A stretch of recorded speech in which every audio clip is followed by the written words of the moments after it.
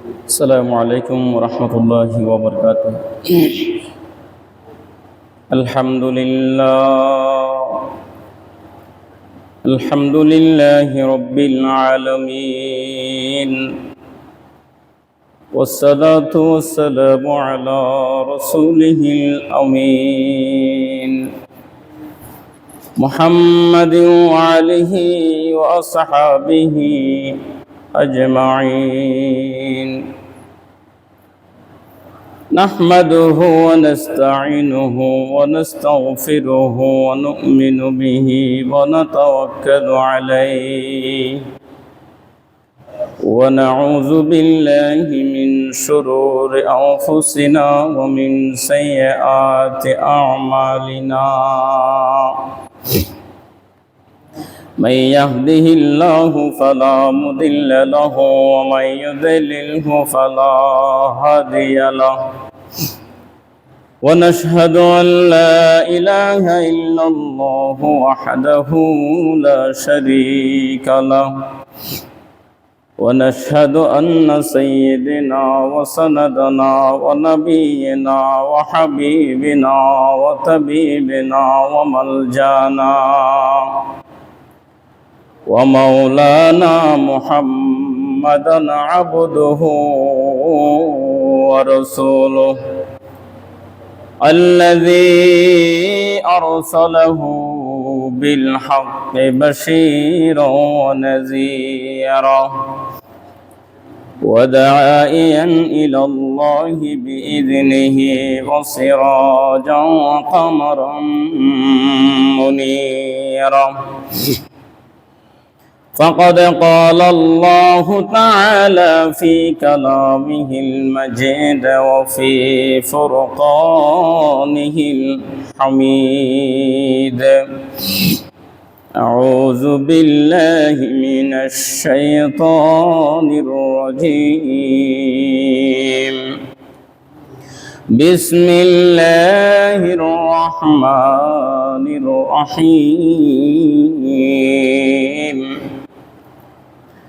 إن الله وملائكته يصلون على النبي يا أيها الذين آمنوا صلوا عليه وسلموا تسليما.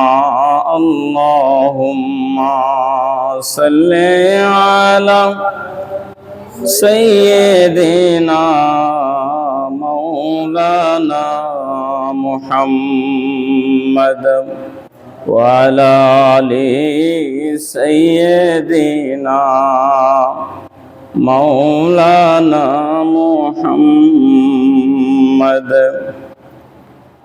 जुमा गर के काबा बनाइया देह गर के मदीना যাই নামাজে বসে বসে দেখব সোনার মদিনা। আল্লাহুম্মা সাল্লি আলা মাওলানা মুহাম্মদ সাইয়্যিদিনা মাওলানা সালাতুনিয়া রাসূলুল্লাহ আলাইকুম।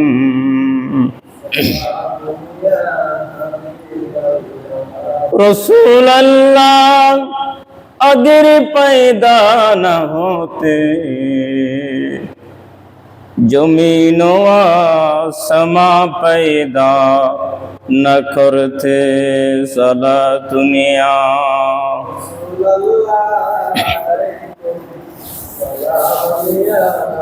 हबीबल्लाह अलैकुम मोहम्मद मुस्तफा जाए खुदा को खुदा जाने मोहम्मद मुस्तफा को सदा दुनिया।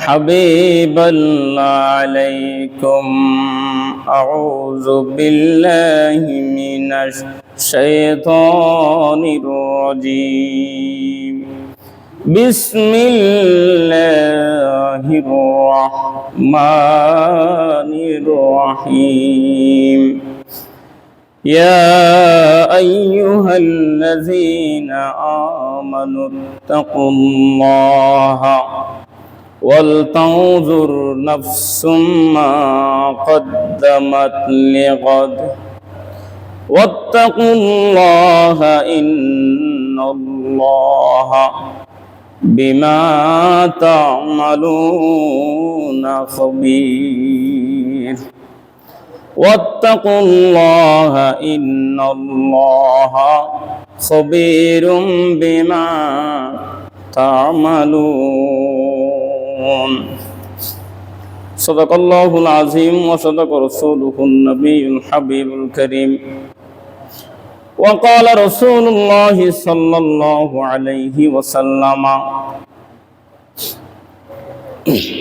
إنه قال لو تعلم البهائم ما تعلمون من الموت لما أكلتم منها سمينا وعنه صلى الله عليه وسلم أنه قال لو تعلمون ما أعلم لضحكتم قليلا ولبكيتم كثيرا أو كما قال النبي عليه الصلاة والسلام আলহামদুলিল্লাহ শুকর আদায় করছি রব্বুল আলামিনের দরবারে যে আল্লাহ রব্বুল আলামিন আমাদেরকে এই পবিত্র জুমার দিন জুমার নামাজের জন্য আল্লাহর ঘর হানায় কাবার শাখা আল্লাহর ঘর মসজিদে আসার তৌফিক দিয়েছেন, সুযোগ করে দিয়েছেন। সে আল্লাহ রব্বুল আলামিনের দরবারত শুকর আদায় করি আলহামদুলিল্লাহ। সাথে সাথে লক্ষ কোটি দরুদ সালাম নবীগণের মাথার মুকুট, সমস্ত নবীর সর্দার, উম্মতের খান্ডার পাগল নবী মুহাম্মদ রাসূলুল্লাহ সাল্লাল্লাহু আলাইহি ওয়াসাল্লামের উপর। সম্মানিত হাজরিন, আজ বড় মর্মাহত, দুঃখিত, বড়ই ব্যথিত।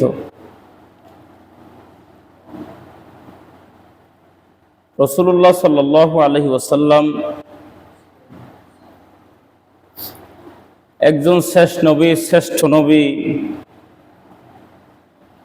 রাসূলুল্লাহ সাল্লাল্লাহু আলাইহি ওয়াসাল্লাম একজন নবীদের নবী। রাসূলুল্লাহ সাল্লাল্লাহু আলাইহি ওয়াসাল্লাম দুনিয়াতে আল্লাহ পাক সৃষ্টি না করলে আল্লাহ রব্বুল আলামিন আসমান জমিন চন্দ্র সূর্য নক্ষত্র গ্রহ তারকা পুঞ্জি নদী নালা কীট পতঙ্গ জিন ইনসান কিছু সৃষ্টি করতেন না। এমন একজন রসুল, শ্রেষ্ঠ নবী, শেষ নবী। সেই নবী এমন একজন নবী হওয়ার পরেও সত্য কথা বলার কারণে এমন রসুলকে কাফেররা মারছে, কাফেররা নির্যাতন করেছে।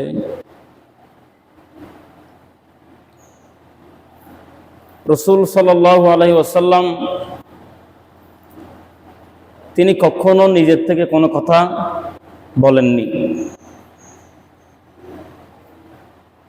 যতক্ষণ না আমার আল্লাহ রব্বুল আলামিন বলার হুকুম দেয় নাই, যতক্ষণ আমার আল্লাহ রব্বুল আলামিন আমার নবীকে বলার নির্দেশ দেয়নি, এতক্ষণ আমার রাসূল নিজের মুখ থেকে কোনো কথা বলেননি। কিন্তু এমন সত্য কথা রবের পক্ষ থেকে বলার পরেও কেন রাসূল কাফেরদের হাতে মেরে খেয়েছে?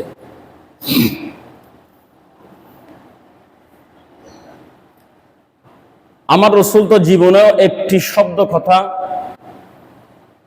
আমার রসুল তো জীবনও কোনো একটু ঠুস শব্দ জবান থেকে বের করে না যতক্ষণ না রবের পক্ষ থেকে কোনো কথা আমার রসুলকে জানাই নাই।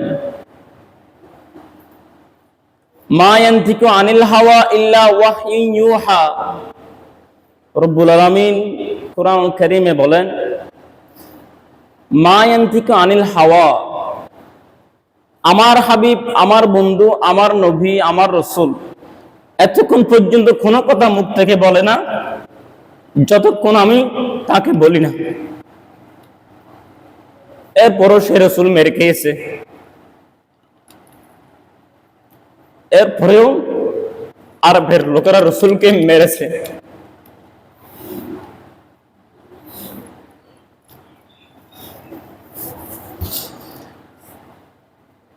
আল্লাহর কথাই কখনো মিথ্যা হতে পারে? আল্লাহর কথা সত্য। আল্লাহ যখন নির্দেশ দিয়েছে রসুলকে, রসুল তখন মানুষের মাঝে সেটা বলেছে। আল্লাহ কি বলেছেন সেটাই রসুল উম্মতের মাঝে বলেছে। এর বাইরে একটি শব্দ আমার রসুল উম্মতকে বলে নাই। আল্লাহ সুদের কথা জানাইছে, রসুল বলেছে। আল্লাহ ঘুষের কথা জানাইছে, রসুল বলেছে। আল্লাহ রাজনীতির কথা বলতে রসুলকে জানাইছে, রসুল বলেছেন। আল্লাহ রাব্বুল আলামিন কাফেরের কথা, ফেরাউনের কথা জানাইছে, রসুল উম্মতের মাঝে বলেছে। ইহুদির কথা জানাইছে, বলেছে। মুনাফিকের কথা জানাইছে, রসুল বলেছে। কাফেরের কথা জানাইছে, বলেছে। আমার রসুল নিজের থেকে বলে নাই। কিন্তু রসুল যখনই বলেছে কাফেরদের বিরুদ্ধে, রসুল যখনই বলেছে সুদের বিরুদ্ধে, রসুল যখনই বলেছে ঘুষের বিরুদ্ধে, আল্লাহর পক্ষ থেকে আসা কথা, তখনই রসুল নির্যাতিত হয়েছে, নিপীড়িত হয়েছে, অত্যাচারিত হয়েছে। রসুল কোনো কথা বানাইতে বলেননি। এরপরও কেন এত মেয়ের খেয়েছে, লাঞ্ছিত হয়েছে? একটা কথা হচ্ছে সত্যের পক্ষে অসত্যের বিরুদ্ধে কথা বলেছে, সত্যের পক্ষে, হকের পক্ষে। জাল হক ওয়াজাহাকাল বাতিল ইন্নাল বাতিলা কানা যাহুকা। সত্যের পক্ষে আমার রসুল বলেছে, মিথ্যার বিপক্ষে বলেছে। এজন্য রসুলের জন্য শুধু ষড়যন্ত্র করেছে, রসুলকে দিনের পর দিন আঘাত দিয়েছে। যে রসুল সৃষ্টি না হলে আমি পৃথিবীতে আসতাম না, যে রসুল সৃষ্টি না হলে কাফেররা দুনিয়া দেখতো না, সে রসুলকে কাফেররা এ কথা বলার কারণে কাফেররা পাথরের আঘাত করেছে, দাঁত মোবারক শহীদ করেছে। আল্লাহকে ভয় করুন, আল্লাহকে ভয় করুন। ইত্তাকুল্লাহ, আল্লাহর ভয় অন্তরে আনুন। আল্লাহকে ভয় না করে আপনার ইচ্ছা, আপনার মনের মতে কোনো খাস কথা বলেন না। আল্লাহ ছাড় দিবে না, আল্লাহ তোমাকে মাফ করবে না। শুধু এই দুনিয়ার বিচারটা শেষ নয়, এই দুনিয়ার বিচারটা বিচার নয়, মহান মালিকের মহান বিচার একটা রয়েছে। সেই বিচারের দিনের জন্য চিন্তা করুন, অপেক্ষা করুন। আল্লাহ বলছেন, ওয়াতানজুর নাফসুম মা কদ্দামাত লিগাদ। মানুষ, তোমরা দুনিয়ার জমিনে একটু চিন্তা করবা খবর আর আখিরাতকে নিয়ে। সামান্য দুনিয়াকে নিয়ে, দুনিয়ায় থাকতে কবর আর আখিরাত জগৎকে নিয়ে চিন্তা করো একটু। আল্লাহ সেটা বলেছে। আল্লাহকে ভয় করুন, ইত্তাকুল্লাহ। সুতরাং আল্লাহকে ভয় করুন, আল্লাহকে ভয় করুন। আল্লাহকে ভয় নাই, আল্লাহর ভয় অন্তরে না থাকার কারণে আজ নিরপরাধ মানুষকে অপরাধী বানাইতে পারেন। যে কোনো রকমে হয়েছে না, রাসূলুল্লাহ কোনো অপরাধ করে নাই। রাসূল কাফেরদের কাছে, এলাকার কাছে অপরাধ হয়েছে, এমন অপরাধ করেছে, এমন অপরাধী বানিয়েছে। রাসূলুল্লাহ আরবের জমিন ছেড়ে, মক্কা ছেড়ে মদিনা হিজরত করতে বাধ্য হয়েছে। মক্কা ছেড়ে চলে গিয়েছে রাসূল।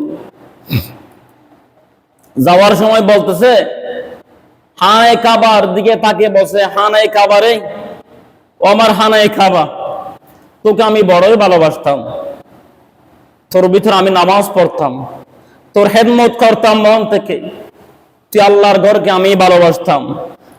আজ তোর লোকেরা, তোর আশেপাশের লোকেরা আমাকে তোর বুকে থাকতে দিলে না রে। এই কথা বলে বলে রাসূলুল্লাহ হানায়ে কাবার দিকে থেকে থেকে কেঁদে কেঁদে মক্কা থেকে হিজরত হয়ে কাফেরদের নির্যাতনে মদিনায় চলে গেছেন।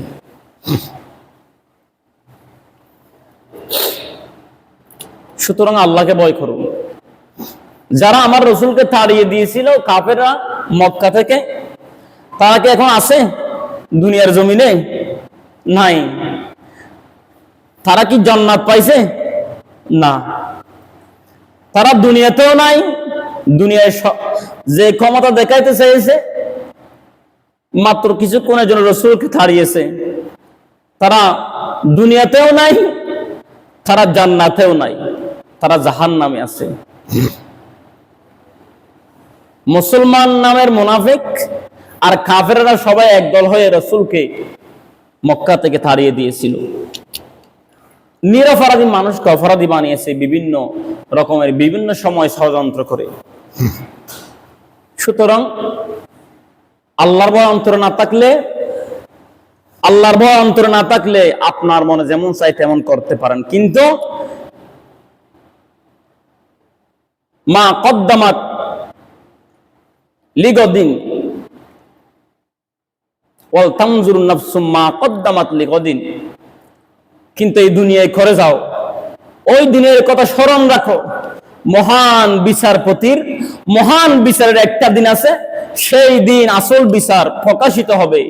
খেই দোষী খেই নির্দোষী সেই দিনে প্রমাণ হবে। সেই দিন বিচারের সেই দিনটির কথা একটু করে চিন্তা করবেন। আল্লাহ বলছেন লিগন, চিন্তা করো সেই দিনকে নিয়ে। আবার আল্লাহ এই আয়াতের মধ্যে আবার মাঝখানে অংশে বলছেন কি ওয়াত্তাকুল্লাহ, আবার বলছেন আল্লাহকে ভয় করো, আমি রবকে ভয় করো, আমি রবকে ভয় করো। কেন ভয় করবা? ইন্নাল্লাহা খবীরুম বিমা তা'মালুন, আমি আল্লাহ তোমার অন্তরের সব খবর আমি আল্লাহ জানি। আমি আল্লাহ তোমার অন্তরের গহীনের খবরও জানি। তো কিভাবে আমি এটা কেন বলছি? তুমি সব সময় কার বিরুদ্ধে কি করবো না করবো সেই খবর আমি রাখি, বরং সেই কথাগুলো বলতে, সেই কার্যক্রম করতে তুমি ইত্তাকুল্লাহ, আমি আল্লাহকে একটু ভয় করবা। লিগদিন ওয়াত্তাকুল্লাহ, আখিরাত এবং কবরের কথা চিন্তা করে আমি আল্লাহকে ভয় করে সেই কাজটি করবা। তো শুধু আল্লাহকে ভয়, আল্লাহর ভয় কি শুধু নামাজ পড়লে আল্লাহর ভয়? নামাজ পড়লে আল্লাহর ভয় হয় নাকি? নামাজ পড়লে তাকে আল্লাহর ভয়কারী বলা যায়, রোজা রাখলে আল্লাহর ভয়কারী হয়ে যায়, হজ করলে আল্লাহর ভয়কারী হয়ে যায় না। নামাজ পড়ে যদি আল্লাহর ভয় অন্তরে একেবারে আপলাওয়ালা হয়ে যেতে পারতেন, তাহলে ফাওয়াইলুল লিল মুসাল্লিন, আল্লাহ এই শব্দ কোরআনে বলতো না। নামাজিরা ওয়াইল দুজকে যাবে। ওয়াইল দুজকে কারা যাবে? নামাজিরা। যদি নামাজ পড়ে যদি একেবারে আপলাওয়ালা হয়ে যেতে পারতেন, তাকওয়া অর্জন করতে পারতেন, তাহলে আল্লাহ কথা কোরআনে বলতেন না ওয়াইলুল লিল মুসাল্লিন, নামাজিরা ওয়াইল দুজকে যাবে। শুধু হজ করে আল্লাহকে আপনি পেয়ে যাবেন, তাকওয়াবান হয়ে যাবেন, আল্লাহর ভয় অন্তরে আসছে এই কথা মনে করবেন না। মসজিদের কোনায় বসে বসে লা ইলাহা ইল্লাল্লাহ পড়তে পড়তে মুখে ফেনা তুলে ফেলবেন, তাকওয়াকারী হয়ে যাবেন, আল্লাহর ভয় হয়ে গেল নাকি? না। লা ইলাহা ইল্লাল্লাহ সুবহানাল্লাহ এগুলো জিকির, শুধু এগুলো পড়ে আল্লাহর ভয়, কোরআন পড়ে আল্লাহর ভয় অন্তরে এনে তাকওয়াবান হওয়া যায় না। নামাজ পড়লে আল্লাহওয়ালা হয়ে যায়, তাকওয়াবান হওয়া যায় যখন সল্লু কামা রাআইতুমুনি ইউসাল্লি, যেভাবে আমার রাসূল নামাজ পড়তে বলেছেন, আল্লাহকে ভয় করে এভাবে নামাজ পড়লে সেই নামাজে আল্লাহকে ভয়কারী বলে। এভাবে নামাজ পড়লে আপনি অন্যায় করতে পারবেন না। যেভাবে আমার রাসূল হজ করতে বলেছেন সেভাবে হজ করলে, যে হজ করলে হজ থেকে এসে মক্কা আর মদিনা থেকে এসে এখানে বেপরদা চলতে পারে না। এখানে আপনি মানুষের সুদ ঘুষ খেতে পারে না, অন্যায় করতে পারে না, মানুষের হক নষ্ট করতে পারে না। হজ থেকে আসলে সেই হজ করলে তাকওয়াবান হওয়া যায়। মক্কা মদিনা ঘুরে আসলেই তাকওয়াবান আল্লাহওয়ালা, আল্লাহকে ভয়কারী হওয়া যায় না। শুধু মুখে রমজানের রোজা রাখলেই আল্লাহওয়ালা, আল্লাহকে ভয়কারী হওয়া যায় না। যেই রোজা রাখলে আমি রোজা রেখেছি, উপোস থেকেছি আল্লাহর জন্য, আমি মানুষকে বড় কথা বলতেছি, আমার আল্লাহ তো দেখছে, সেটাই আল্লাহর ভয়, সেটাই হচ্ছে আল্লাহর ভয়। জমিনে আইল কাটতে গেছেন, মানুষের কোদাল দিয়ে আরেকজনের জমিতে কোদাল মারতে সময় যদি, এটা তো আরেকজনের জমি, এটা না আমি কেন কি করতেছি, আরেকজনের জমিতে কেন কোদাল দিচ্ছি, রবকে জবাব দেওয়া হবে, সেটা আল্লাহর ভয়। শুধু নামাজ পড়বে আল্লাহর ভয় কারি হওয়া যায় না। ব্যবসা করতে বলছেন, 1 টাকার জিনিস 3 টাকা বেচবেন, সেটা আল্লাহর ভয়। সেই ব্যবসা করে, সেই নামাজ পড়ে, কোনো লাভ নাই। ওজন দিতে সময় খেয়াল রাখতে হবে। 1 কেজি জিনিস 3 ভাবা দিয়ে দিলাম, নামাজ পড়লাম, আবার হজ করতে গেলাম, সুতো খাইলাম, ঘুষও খাইলাম, গালাগালি করলাম, আবার নিজেকে তাকওয়াবান মনে করলাম, একটি হক কথা কোনোদিন বললাম না, সে কখনো আল্লাহর ভয়কারী তাকওয়াবান হওয়া যায় না, হতে পারে না। সুতরাং বলছি বারবার, আল্লাহকে ভয় করুন, আল্লাহর ভয় অন্তরে আনুন, সেটাই হচ্ছে ইত্তাকুল্লাহ। সব জায়গায়, সর্ব জায়গায়, সব সময়, সবখানে একটা কাজ করতে আল্লাহর ভয় অন্তর আনার নামে হচ্ছে তাকওয়া, ইত্তাকুল্লাহ, আল্লাহর ভয়। আল্লাহর ভয় এভাবে আনুন, আল্লাহকে ভয় এভাবে করুন। গত জুমায় বলেছিলাম আসহাবে কাহাফের সেই যুবকদের কথা,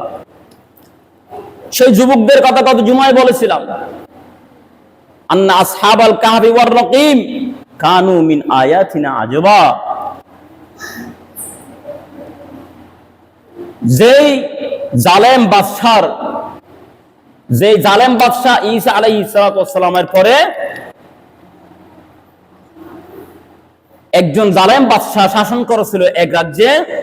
সেই জালেম বাদশা নাম ছিল দাকিয়ানুস। তিনি মানুষকে জোর করে মূর্তি পূজা করাতো, মুসলমানকে জোর করে মূর্তি পূজা করাতো, আল্লাহর বিরুদ্ধে কথা বলাতো। তো 7 জন যুবক, তারা বলছে আমরা কখনো আল্লাহ ছাড়া কারো কাছে মাথা নত করি না, মূর্তি পূজা করব না। তাদেরকে বাদশা ডেকে পাঠাইলেন। আল্লাহকে ভয় করার কথা শুনে নেন যুবক ভাইরা, এই এলাকার যুবক ভাইদেরকে আমি কই দেখে ভালোবাসি আল্লাহি, কিন্তু এই যুবক ভাইরা সেই ভালোবাসা, সেই কথা বুঝে না, কখনো বুঝে নাই।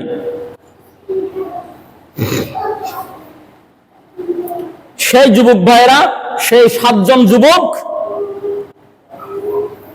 বলে আমরা কি করব না, আল্লাহকে ছাড়া কাউকে আমরা কারো কাছে মাথা নত করব না। একটু বসে পড়ুন, সালাতুন ইয়া রাসূলুল্লাহ আলাইকুম। এ বাবু ইতারা সুন্দর বগার দাও, ফিট্টুম ইন্দু বই মোহাম্মদ মুস্তাফা জানে খুদা কো, खुदा जाने मोहम्मद मुस्तफा को, सलातुन या रसूलल्लाह अलैकुम, सालामुन या हबीबल्लाह अलैकुम। সেই 7 জন যুবক বলেন আমরা আল্লাহ ছাড়া কাউকে মানব না, কারো কাছে মাথা নত করব না। এখন বাদশা বললেন, কিরে এই কথা কেন তুমি বললা? তোমরা এই কথা কেন বলেছ যে তোমরা যদি মূর্তি পূজা না করো, আবার রবকে আল্লাহকে ডাকো, তাহলে তোমাদেরকে আমি হত্যা করব। আজকে প্রথমবারের মতো মাফ করলাম, তোমরা সিদ্ধান্ত নাও, বুঝে নাও, আর একটু চিন্তা করে দেখো, তোমরা মূর্তি পূজা করবা নাকি আল্লাহকে ডাকবা, রবকে তাকে ডাকবা, সেটা তোমরা যুবক হিসেবে আমি মাফ করলাম। এইবারে প্রথমবার ছাড় দিলাম, চিন্তা করে দেখো বিষয়টি ভালো করে, আমি তোমাদেরকে আবার কিন্তু হত্যা করব। সেই যুবক ভাইরা সেখানেও মাথা নত করে নাই, বলছে আমরা লা শরীক আল্লাহ, আর কোন শরীক নেই আমাদের, একমাত্র আল্লাহ ছাড়া, আল্লাহ ছাড়া কোনো শরীক নাই, কারো কাছে আমরা মাথা নত করব না। সেই যুবক ভাইরা সেই যুবক ভাইরা সেই রাজ্য থেকে 7 জনে মিলে তারা পালিয়েছে। এক গহীন জঙ্গলে পাহাড়ে গিয়ে তারা এক গর্তের মধ্যে ঢুকে গেছে। কাহাফ শব্দের অর্থ হচ্ছে এক বড় একটা বসবাসযোগ্য একটা গর্ত, যাকে বলা হয় কাহাফ। আল্লাহ রাব্বুল আলামিন সেই যুবক ভাইদের বসবাস করা গর্তটি আল্লাহ সুবহানাহু ওয়া তাআলা এত পছন্দ হয়েছে, আল্লাহ সেই গর্তের নামে কোরআনের সূরা নাজিল করে দিয়েছেন। সুবহানাল্লাহ। সেই 7 যুবক ভাইরা আল্লাহ ছাড়া কারো কাছে সিজদা না করার জন্য, মূর্তি পূজা যেন করতে না হয়, এলাকা থেকে বের হয়ে গেছে। তারা ছিল স্বর্ণখচিত, স্বর্ণ রূপা খচিত জামা তারা পরিধান করত, সম্ভ্রান্ত পরিবার, শাহী পোশাক তারা পরতো, তাদের কোনো কিছু অভাব নাই। কিন্তু তারা বলে আমরা মা ছাড়তে পারি, বাপ ছাড়তে পারি, এলাকা ছাড়তে পারি, পৃথিবীর সব ছাড়তে পারি, আমরা কখনো মূর্তি পূজা করতে পারি না, আমরা প্রয়োজনে এই রাজ্য এই এলাকা ছাড়তে পারি।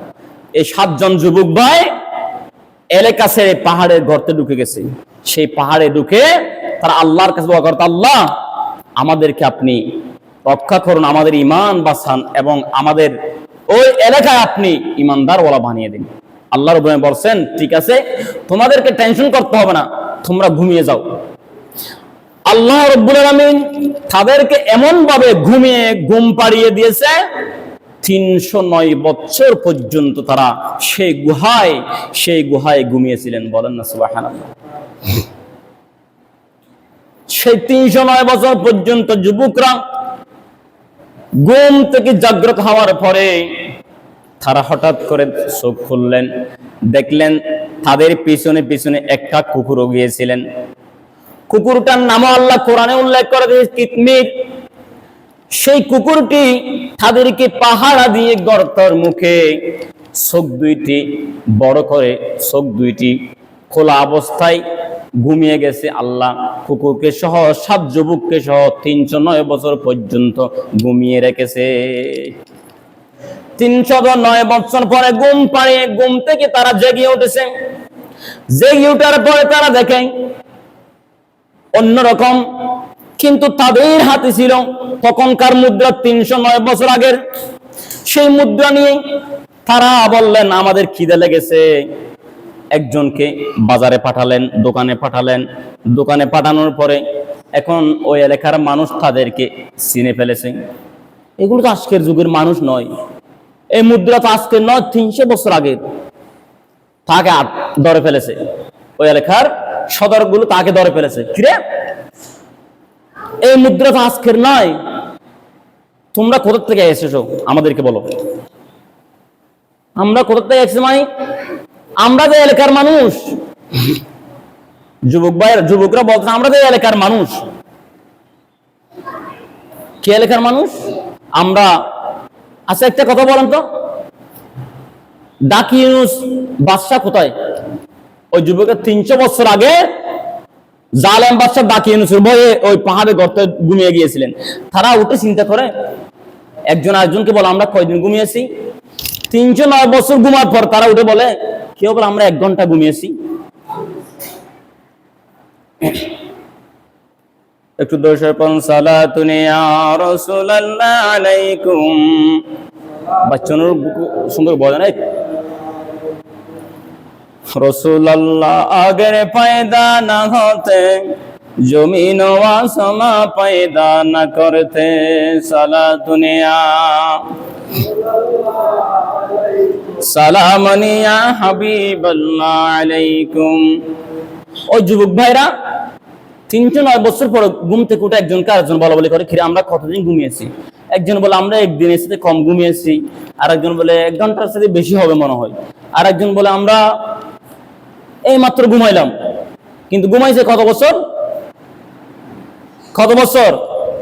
309 বছর ঘুমিয়েছে।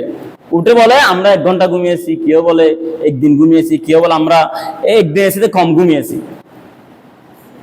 কিন্তু আল্লাহ তাদেরকে এমন আরামের ঘুম পাড়িয়ে দিয়েছে, 309 বছর তাদের জন্য 1 দিনের সাথে কম লেগেছে। সুবহানাল্লাহ। খবরেও মানুষ ঘুমালে খবর জগতে আপনাকে যেতে হবে। দুনিয়ার জমিনে আজকে যাদের ইচ্ছা মজিন নিরপরাধীকে অপরাধী বানাতে চান, জুলুম করতে চান, অপরাধী মানুষকে অপরাধী বলেন না, আপনাকে সেই খবরে যেতে হবে। মনে রাখবেন, ওই খবরে যদি দুনিয়া থেকে গুহাবাসীর মতো করে যেতে না পারেন, একটি দিন যাবে কোটি কোটি বছরের মতো। আর যদি এই দুনিয়া থেকে গুহাবাসীর মতো করে যেতে পারেন, আপনার জন্য হাজার হাজার বছর ঘুমার পরেও খবর থেকে উঠে বলবেন, আমাকে খেয়ে জাগালো, আমি তো এই মাত্র ঘুমাইলাম, আমাকে খেয়ে জাগাইল আপনি। ফেরেশতাদেরকে বান্দারা ডাক দিয়ে বলবে, খবর থেকে যখন আল্লাহ হাসর করবে, নসর করবে, খবর থেকে যখন আল্লাহ জাগ্রত করবে, মানুষ তুলবে, তখন বলবে যারা জান্নাতি ঘুমিয়েছিল খবরে, খবর তো জান্নাত খাওয়ার জন্য নাই, কিন্তু জান্নাতি ঘুমানোর একটা ব্যবস্থা করে দেবে আল্লাহ নেককার মানুষকে। তখন জান্নাতি মানুষ, নেককার মানুষ উঠে বলবে, আমাকে খেয়ে ঘুম থেকে জাগিয়ে দিয়েছে, কেন ঘুম থেকে আমাকে জাগাইলা?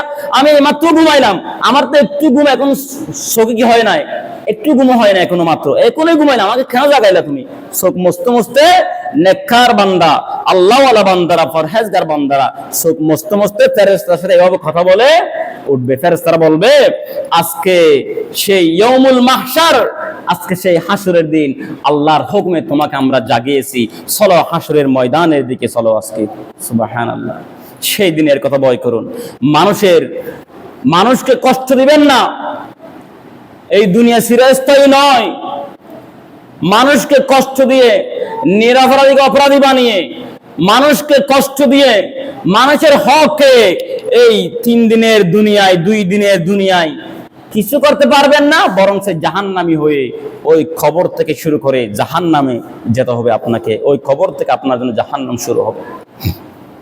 এজন্য মানুষকে কষ্ট দিয়েন না, নিরপরাধীকে অপরাধী বানিয়েন না। একটু নিজের বিবেককে চিন্তা করবেন, এই অপরাধ কি সে করতে পারে? এই অপরাধ কি সে করছে কিনা? আগে মানুষকে অপরাধী বানার আগে নিজের বিবেক দিয়ে চিন্তা করবেন এবং তার কাছে যাবেন, আপনি অপরাধ করছেন কিনা। তারপরে সেই মানুষকে অপরাধ করলে অপরাধী বানাবেন। না হয় সেই অপরাধী, নিরপরাধী মানুষকে যে অপরাধী বানাবে, ওয়াল্লাহি আল্লাহ তাকে তার 3 গুণ অপরাধী বানিয়ে দুনিয়া থেকে লাঞ্ছিত করে খবর নেবে। হাদিসের কথা। যে মানুষরা, আপনি মনে কষ্ট নিয়েন না, আপনি দেখুন তো আজ পর্যন্ত যে মানুষগুলো নিরপরাধ মানুষকে অপরাধী বানিয়ে দুনিয়া থেকে নির্যাতন করে গেছে, একটা মানুষও কি আল্লাহর শাস্তি থেকে রেহাই পেয়েছে? দুনিয়াতে রেহাই পায় নাই, ওয়াল্লাহি কবরে রেহাই পাবে না, হাসরে রেহাই পাবে না। এই জন্য মানুষ হিসাবে খলাকাল ইনসান ফি আহসান তাকওয়িম, শ্রেষ্ঠ মানুষ আল্লাহ যে বানিয়েছেন, সেই মানুষ হিসাবে আপনার মস্তিষ্ক, আপনার জ্ঞান, আপনার বিবেক দিয়ে নিরপরাধ অপরাধী ভেবে চিন্তে পৃথিবীতে বসবাস করুন। 2 দিনের দুনিয়া, হঠাৎ করে গাড়িতে উঠছেন, সেই গাড়িতে আপনাকে পিছনের থেকে একটা গাড়ি ধাক্কা দিয়ে চুরমার হয়ে গেছে, আর আপনার অপরাধ, নিরপরাধ, বাড়ি, অমুক সময় আর কিচ্ছু নাই, সবগুলো জায়গার মধ্যে শেষ। আল্লাহকে খুঁজুন, আল্লাহকে ভয় করুন। কারো সম্পদ, কারো সম্মান, কারো রিজিক কারো হাতে নাই। কার হাতে আছে? একটু জবাব দেন না। আল্লাহর হাতে। রিজিকের মালিক কে? আল্লাহ। যদি রিজিকের মালিক আল্লাহ না হতো, আমি আপনাকে কিভাবে বুঝাই? বাদশাহ সুলাইমান আলাইহিস সালামকে নাম শুনছেন? তার বাদশাহ সুলাইমানের নাম শুনেন নাই? পৃথিবীতে কম মানুষে আছে বাদশাহ সুলাইমানের নাম শুনছে। সেই বাদশাহ সুলাইমান আল্লাহকে বলেন, আল্লাহ আমি পৃথিবীতে সমস্ত মখলুককে আমি দুপুরের একবেলা খাবার খাওয়াতে চাই। বাদশাহ সুলাইমান আল্লাহকে বলছেন। বাদশাহ সুলাইমানকে আল্লাহ বলছেন, সুলাইমান তুমি পারবা? হ্যাঁ আমি পারবো। আজকে তাহলে আপনি আপনার মানুষকে খাওয়ানো দুপুরের বেলা বন্ধ রাখবেন, আমি দুনিয়ার সমস্ত মানুষকে একবেলা খাবার খাওয়াবো। কে বলছেন? বাদশাহ সুলাইমান। সুবহানাল্লাহ। বাদশাহ সুলাইমানের কথা বলার পরে আল্লাহ রাব্বুল আলামিন বাদশাহ সুলাইমানকে বললেন, বাদশাহ সুলাইমান যদি তুমি পারো খাওয়াও, তোমাকে অনুমতি দিলাম, যাও সবাইকে দাওয়াত করো। কোন বর্ণনায় আছে 6 মাস রান্না বান্না করছে, আবার কোন বর্ণনায় আছে 40 দিন পর্যন্ত রান্না বান্না করছে। আশ্চর্য হয়ে যাবেন ঘটনাটি। সংক্ষেপ করে বলছে, অনেক বিস্তারিত ব্যাখ্যা, লম্বা কোরআনের বর্ণনা। বাদশাহ সুলাইমান বললেন তাহলে আমি খাওয়াবো। 40 দিন পর্যন্ত রান্না বান্না করলেন, বড় বড় দানব দিয়ে, জিন্নাত দিয়ে, সমস্ত মখলুককে দাওয়াত দিয়েছে।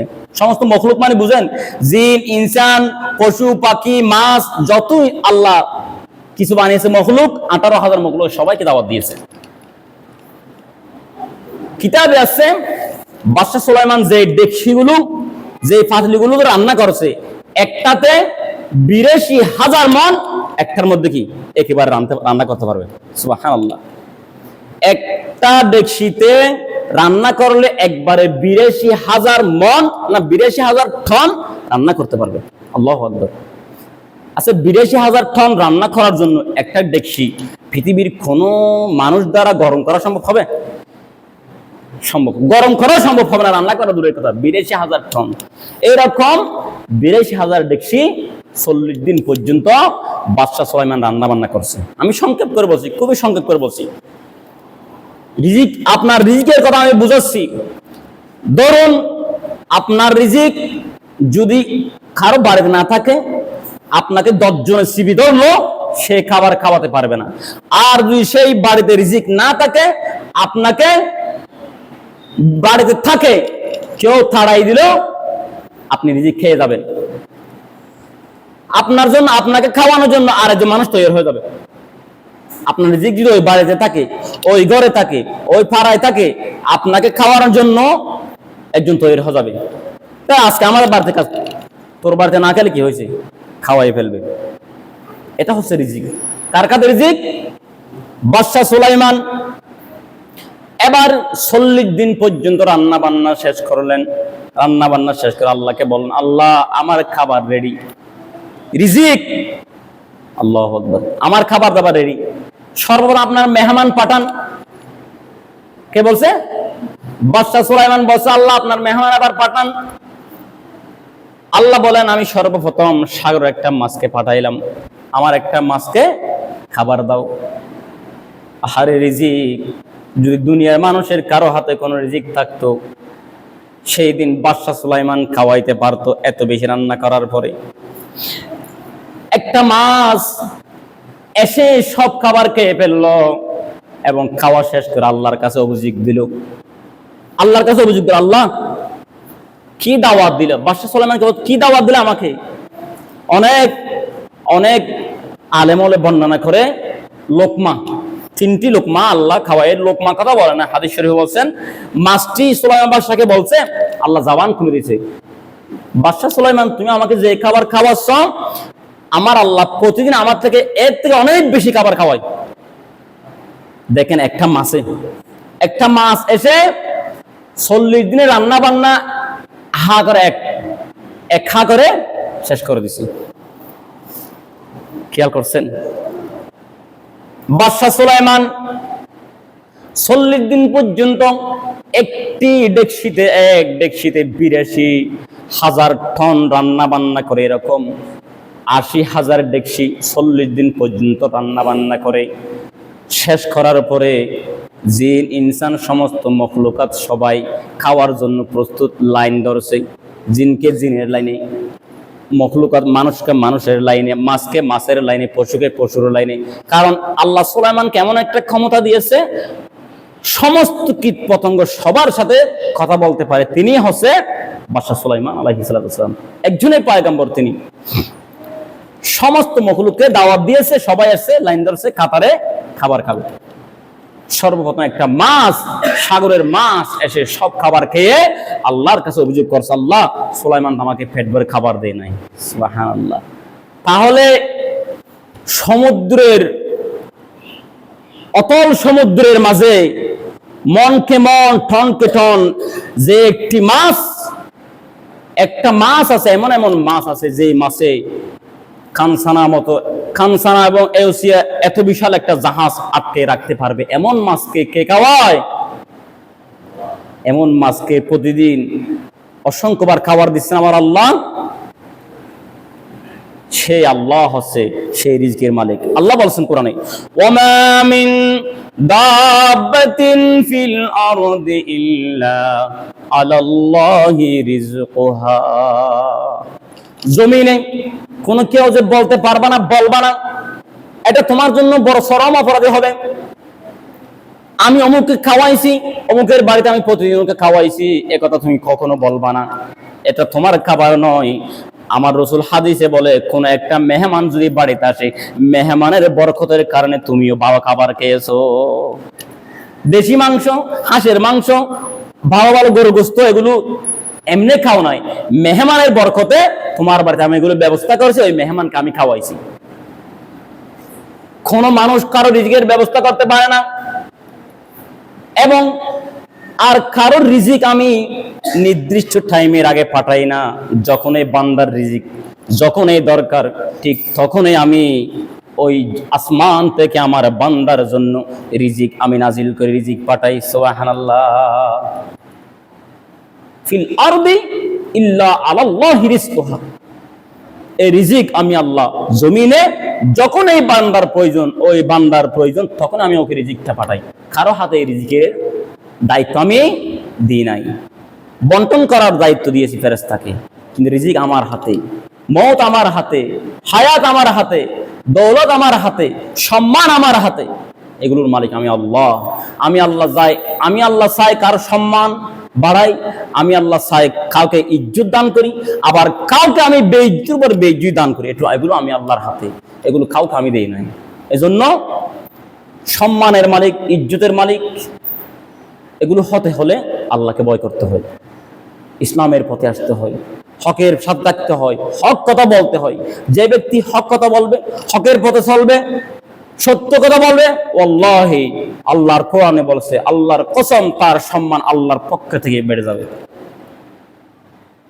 আল্লাহর কোরআনে বলছে, যে ব্যক্তি সত্য কথা বলবে, হক কথা বলবে, হয়তো একটু কলঙ্কিত হবে, এতটুকু, যতটুকু বেশি হাসিয়ান হবে, বেশি খারাপ করে হবে, কিন্তু হাসিয়ান ভাবে গরিবি বালা ইয়ে প্রমাণিত সম্মানিয়ান আল্লাহর পক্ষ থেকে সম্মান তার জন্য আসে। যিনি হক কথা বলে, সত্য কথা বলে, সত্যের পথে থাকে, তার জন্য আল্লাহর পক্ষ থেকে সম্মান অবধারিত হয়। আল্লাহ রাব্বুল আলামিন আমাদেরকে আল্লাহকে ডেকে, আল্লাহকে ভয় করে, আল্লাহর ভয় অন্তরে আনে। মানুষকে যেন, আমাদের কতবার মানুষ যেন কষ্ট না পায়। কেউ গালি দিলে তাকে গালি দিতে নাই। আপনাকে কেউ গালি দিয়েছে, তাকে আপনি গালি দিবেন না, হাদিসে এটা বলে নাই।